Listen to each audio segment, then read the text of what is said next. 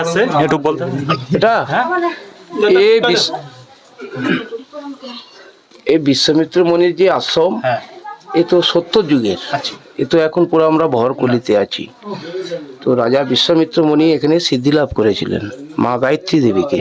হ্যাঁ, এ তো 7000 8000 সাল পিছনে।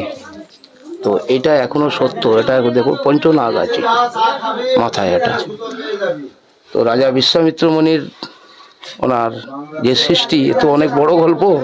হ্যাঁ, না মোটামুটি একটু শর্টকাটে বলেন। শর্টকাটে তো এই অরণ্যে বাবা রাজা বিশ্বামিত্র একটা অহংকারী রাজা।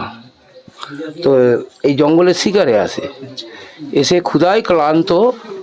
হ্যাঁ, ক্ষুধায় ক্লান্ত রাজার মনির দেখছে এক গুহায় বসে ঋষি ধ্যান করছে। তো বললো রাজাবাবু এরকম বলছে, ঋষির কাছে আমরা ক্ষুধায় ক্লান্ত, ওর কাছে আর কি পাবো? তো বলে চলো একবার দেখা করি।